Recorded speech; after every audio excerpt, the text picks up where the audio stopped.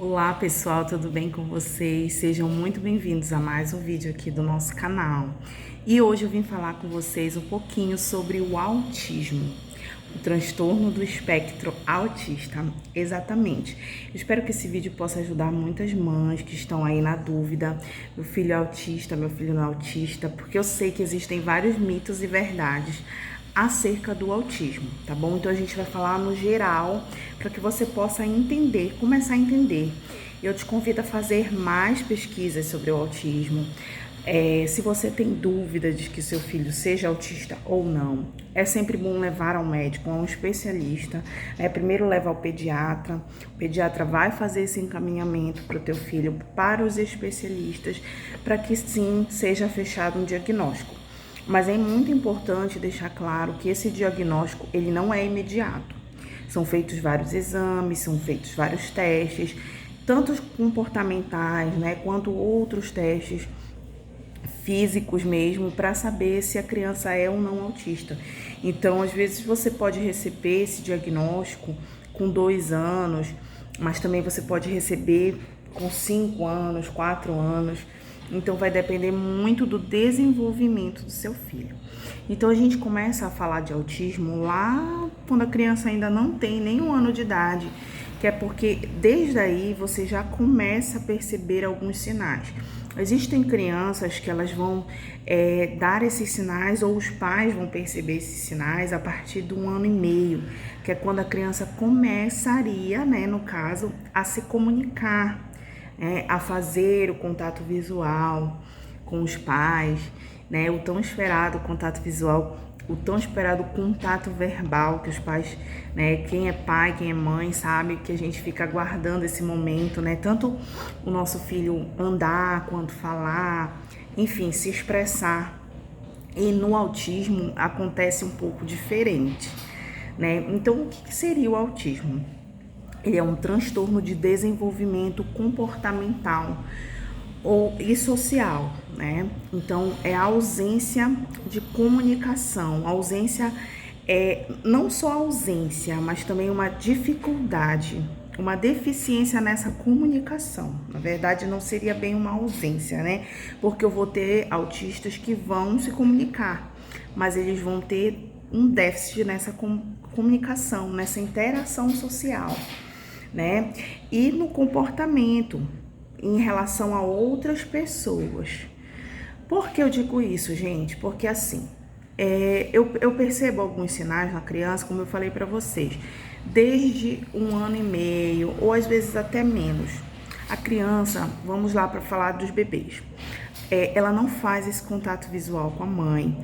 Geralmente, quando a gente percebe que a criança é autista, desde a fase de 1 ano, 8 meses, 9 meses, porque a criança que mama, por exemplo, ela costuma mamar olhando para a mãe, fazendo esse contato visual.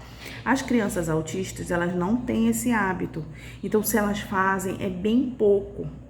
É algo assim que você percebe de fato a diferença, Se você conversa com outras mães, se você já foi mãe e tem um 2º ou 3º filho, você pode notar essa diferença, do contato visual. Quando a criança começa já a brincar, ela já não tem aquela troca com outras crianças, ela não faz contato visual, ela não tem interesse em brincar com outras crianças e ela tem sempre um hiperfoco. O que seria o hiperfoco? Seria aquela fixação por determinada coisa ou objeto, ou geralmente é um objeto. Por exemplo, a criança vê esse copo, então ela gostou desse copo e esse copo passa a ser o hiperfoco dela. Ela vai querer brincar com esse copo, ela vai explorar esse copo de todas as formas. Ela não vai ver o copo como apenas um objeto para tomar água ou tomar refrigerante, suco, não. Ela vai ver aquele objeto como, o centro do universo para ela. Ela costuma brincar com os brinquedos de forma diferenciada das demais crianças, como por exemplo um carrinho. A criança autista, ela costuma pegar o carrinho, por exemplo, vamos supor que isso aqui seja um carrinho, E eu vou andar com o carrinho assim.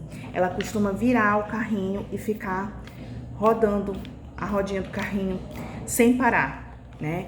E aí a gente entra já nos comportamentos repetitivos, né? Movimento pendular. A criança autista, ela geralmente tem esse movimento pendular, né?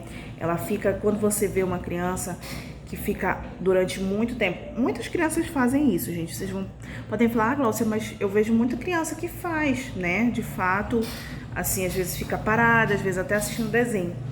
Mas a criança autista, ela é repetidamente, exaustivamente, ela faz esses movimentos, né? Movimento de pêndulo que a gente chama. Então ela fica durante muito tempo.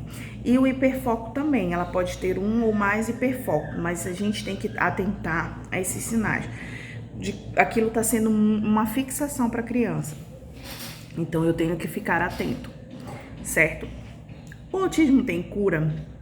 Essa é uma pergunta que muitos pais fazem sobre o autismo, quando começam. Tem gente que não conhece, tá, gente? Eu tô falando aqui, como eu falei para vocês, vai ser um apanhado geral para que possa ajudar pais que não tenham esse conhecimento ou que tenham e já imaginem, né, como que eu posso entender esses sinais. Então tem muita gente que não conhece e pergunta: o autismo tem cura? Não, ele não tem cura, tá, gente? O que pode ser feito é uma melhora gradativa no comportamento e na socialização do seu filho, com o tratamento adequado, né? E com o diagnóstico mais cedo, né? O diagnóstico, ele é muito importante para que seja iniciado o tratamento. Então, quanto mais cedo iniciado o tratamento, melhor vai ser a resposta do seu filho, no caso de comportamento, né, de socialização. Então isso é muito importante.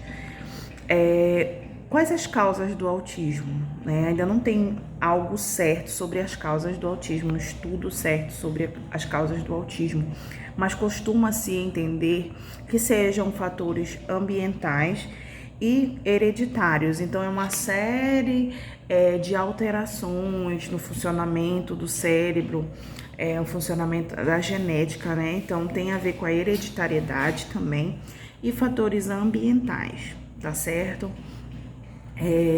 Então, eu já falei um pouco sobre o que é o autismo, né? O transtorno do espectro autista. E quando se fala de espectro, o que eu entendo por esse espectro? É que existem várias formas, né? Vamos dizer assim, de autismo. Então, eu tenho vários níveis de autismo, né? Eu tenho autista desde o grau leve até o severo. Então a gente vai ver aí, existe uma ordem de o leve vai fazer isso, o moderado vai fazer isso, o severo vai fazer isso. Não, vai de caso a caso. Só que os sinais, você pode ver que esses sinais mais comuns que eu comentei com vocês, que é a questão do hiperfoco, é a questão do não contato visual, quando criança não gosta de ter essa interação com outras crianças.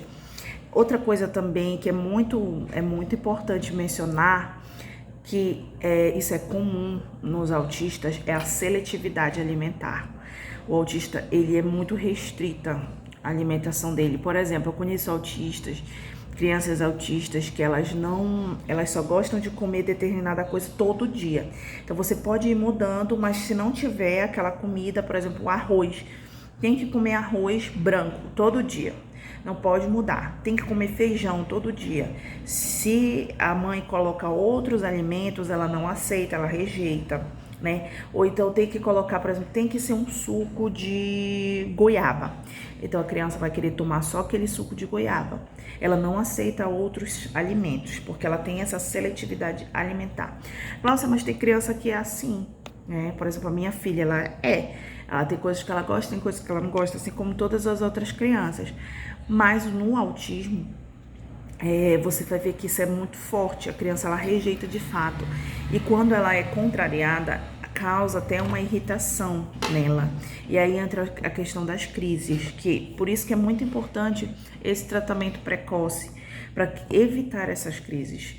O barulho incomoda os autistas. Então, por exemplo, se você vê uma criança que ela fica muito irritada, né, tampando os ouvidos, aquilo mexe, né, com o psicológico dela, você vê que está afetando, isso é um sinal de alerta, não só para o autismo, mas para outras situações, até mesmo um problema de audição, né, que pode estar acontecendo com seu filho. Então sempre fiquem em alerta com esses sinais, né? Esses são os mais importantes que você precisa observar. São só esses? Não, são vários outros, né?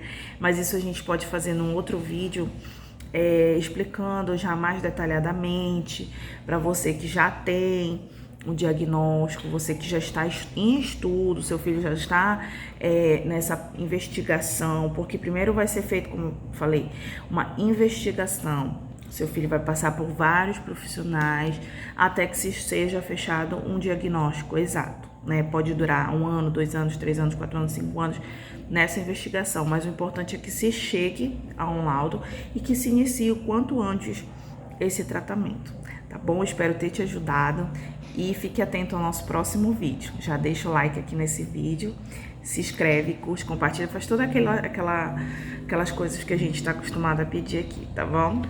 Um beijo, tchau, tchau.